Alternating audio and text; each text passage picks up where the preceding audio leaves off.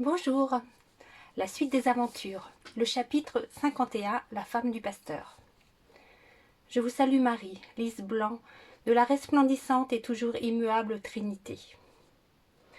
Marcus Sand se tenait dans l'embrasure d'une des petites cabanes pour les hôtes de passage. Le calme du lac contrastait avec le tonnerre qui dégringolait en écume jaillissante du flanc de la montagne. Avec Laurentius Gothus, ils avaient vidé une bouteille d'eau-de-vie à base de graines qu'Isco avait achetée à Pitaya, et une seconde gentiane offerte par Nicolas Colvert avant son départ de Stockholm, pour le remercier de sa carte en 6 feuillets du Spitzberg. Le soir était venu, mais la clarté du ciel maintenait Isco et Marcus éveillés. En fermant les yeux, Isco pouvait presque s'imaginer sur le pont du Saint-Joseph, aux côtés de Carmelo. « Débrouille-toi pour attirer le pasteur hors de chez lui, un bon moment. J'ai besoin de m'entretenir avec sa femme. » Marcus lui jeta un regard égrillard. « Ce n'est pas ce que tu crois, file maintenant. » Marcus partit, en emportant une nouvelle bouteille d'eau-de-vie. Isco surveilla l'entrée du presbytère. Lorsqu'il aperçut les 2 hommes partis vers les bords du rapide pour boire en paix, Isco rejoignit la cabane. La nouvelle épouse de Laurentius dormait sur une paillasse. Un jeune enfant reposait à ses côtés. Dans l'autre coin de la cabane, les 2 aînés respiraient régulièrement, endormis après leur longue journée de besogne. Daria releva la tête lorsqu'Isco referma la porte. Elle le fusilla du regard. Elle s'assura que les 3 enfants ne s'étaient pas réveillés. Elle fit un geste vif de la main vers Isco, lui intimant de quitter la pièce. Il ne bougea pas. Il demeurait devant la porte. Durant toute la soirée passée avec le pasteur, elle était restée muette, ou s'était arrangée pour s'occuper avec la lessive à l'extérieur. Isco n'avait pas eu la moindre chance de lui parler. Laurentius ne l'avait pas présentée comme une laponne. Soit il ignorait, soit il s'en moquait. Daria, habillée à la suédoise, pouvait peut-être faire illusion comme originaire de Finlande ou de la côte arctique, pourquoi pas. Comprenant qu'Isco ne quitterait pas les lieux sans lui avoir parlé, Daria se tira de sa couche sans éveiller le jeune enfant du pasteur. Elle se posta à la porte pour surveiller le retour de son mari. Isco la rejoignit. Il sortit de sa poche l'ornement de ceinture qu'elle lui avait autrefois confié et le lui tendit. « Vous m'aviez fait promettre de vous le rendre. » Elle le regarda avec des yeux effrayés. Elle fit non de la tête plusieurs fois. « Je ne peux pas garder ça ici avec moi. » Elle avait chuchoté, mais sur un ton qui ne souffrait pas d'opposition. « Que se passe-t-il, Daria? Que faites-vous ici? Je pensais que vous ne craigniez rien plus que les pasteurs. » Isco regardait par la fenêtre. Dieu sait comment réagirait le pasteur s'il découvrait Isco seul avec sa femme. Il remit l'ornement dans la poche de sa redingote. Ils restèrent silencieux un moment. Daria pesait le pour et le contre. Il était évident qu'elle se cachait.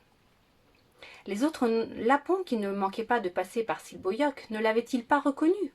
Ou bien tenaient-ils leur langue? Pour quelle raison? « Daria, vous devez me faire confiance. Je n'ai rien dit pour cette pièce de ceinture, vous le voyez bien.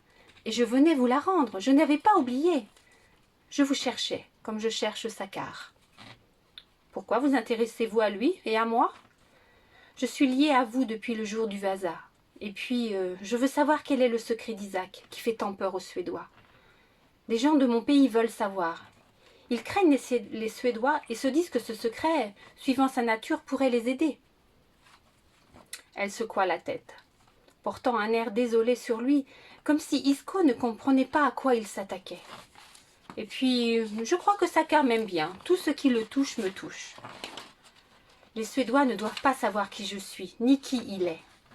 Pourquoi êtes-vous ici alors? Il me cherche dans la montagne. Qui il? Celui qui a tué Isaac et ses hommes. Celui qui a tué Isaac est ici? Pas ici, à Nazawal. Je l'ai vu par la porte quand il est passé par ici. J'ai cru mourir rien qu'à le voir. » L'image de l'homme du bateau, aperçu alors qu'il quittait Stockholm, lui revint en mémoire. Ni coïncidence, ni hasard.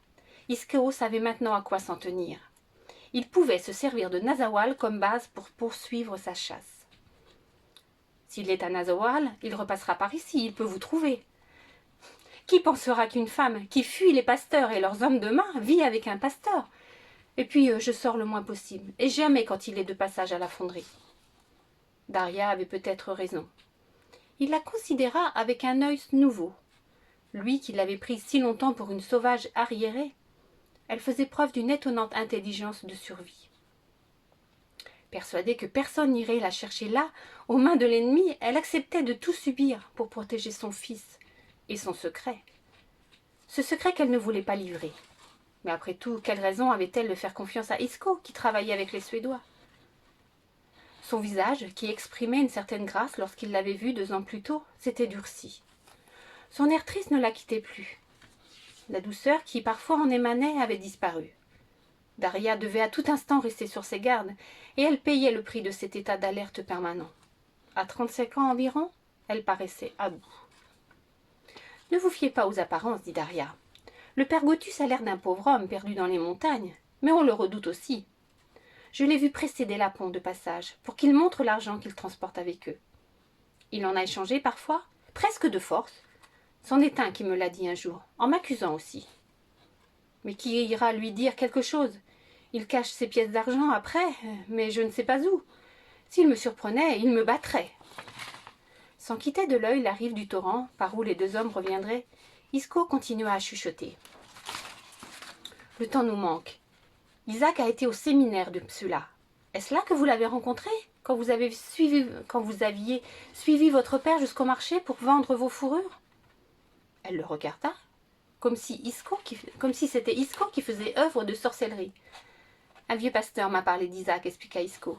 Il a été son maître à Uppsala, comme il a été le maître de votre mari, Laurentius. » Pour la première fois depuis le début de la soirée, Daria sembla baisser la garde, plongée dans ses souvenirs. Isaac était en fuite quand je l'ai rencontré. J'étais avec mon père à Uppsala pour le marché. Isaac est venu vers nous. Il cherchait du secours auprès des siens. Vous le connaissiez? Non, mais il avait compris que nous venions des montagnes, à nos habits, à ce que mon père vendait. Ce n'était pas difficile. Il est entré dans notre tente un soir, il avait faim, il était fatigué, il avait peur. Mon père lui a donné à manger, mais lui a dit que s'il était recherché, il ne pouvait pas le cacher, sinon les Suédois s'en prendraient à lui. Daria resta silencieuse de nouveau. Cette évocation lui coûtait. Le dernier jour du marché, il est venu encore à la tombée du jour. Mon père lui a donné à manger, mais il s'est mis en colère. Je voyais qu'il avait peur. Isaac a essayé de lui expliquer que les Suédois allaient tous les pourchasser, qu'ils ne voulaient pas les laisser vivre leur vie.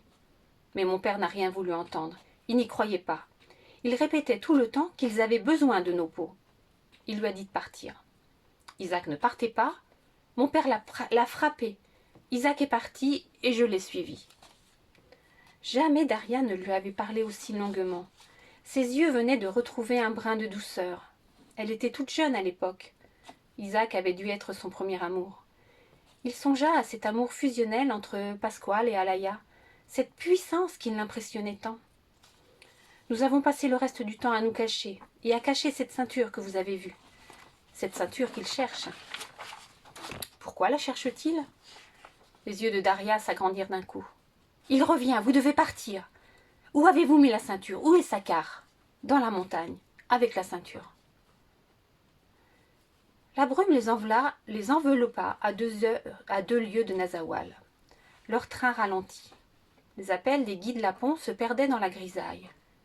Les rennes avançaient au même pas. Depuis qu'ils avaient quitté Silboyok et grimpé sur le plateau, la piste traversait des torrents où la glace pouvait s'être fragilisée. Nulle végétation n'apparaissait sur les pierres, où la neige avait fondu. Nulle végétation hormis ce maigre lichen qui constituait la nourriture des rennes en hiver. Dans le traîneau, derrière celui d'Isco, Laurentius Gotus ne décolérait pas. Par courrier, le pasteur Pontanus lui avait ordonné de suivre Isco dans sa mission cartographique afin de l'éclairer sur le meilleur emplacement pour élever une chapelle plus au sud. Une mission qui ressemblait à une punition pour Gotus, tant il se mettait à haïr la région. Marcus avait tendance à lui donner raison. Il montrait les squelettes d'animaux qui jonchaient le chemin. Isco les voyait aussi, de loin en loin. Des cadavres de rennes qui, depuis 1635, nourrissaient les rêves suédois d'Inde boréale. Les bruits ne voulaient pas percer l'épaisse muraille de brouillard, et il leur fallut tendre l'oreille pour percevoir un cri étranger. Au bout de quelques minutes, un premier renne tirant un traîneau chargé de minerais fit son apparition. Un lapon le guidait avec un attelage décoré de broderies traditionnelles. L'homme et l'animal paraissaient aussi abattus l'un que l'autre. Le renne était un mâle au bois aussi haut que son propre corps. Un vieil animal qui avait dû faire le trajet plusieurs fois déjà. Derrière lui, les autres rennes suivaient. Ils tiraient péniblement leurs 50 kilos de minerais.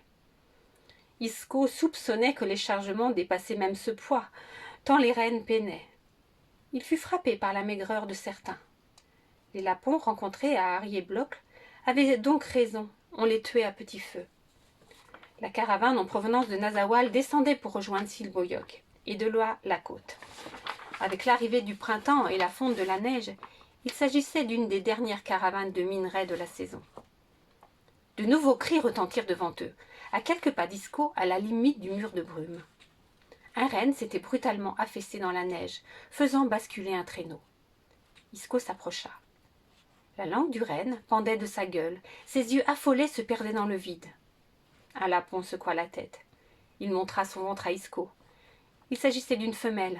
Elle devait mettre bas sous peu, la saison approchait, mais l'allure du lapon en disait long. Celle-ci n'arriverait jamais au bout. Isco comprenait.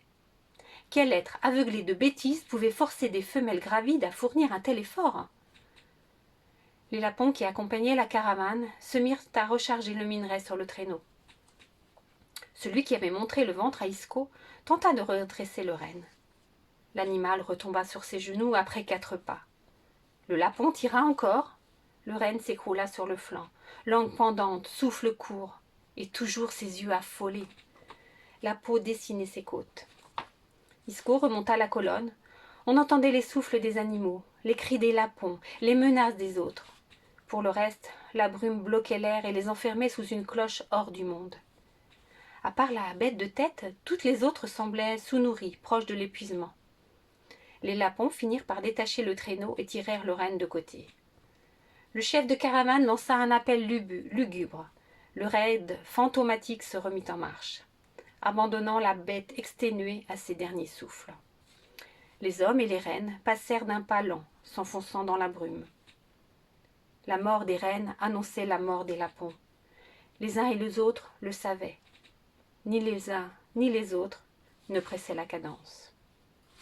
Voilà, suite au prochain numéro. Bye bye.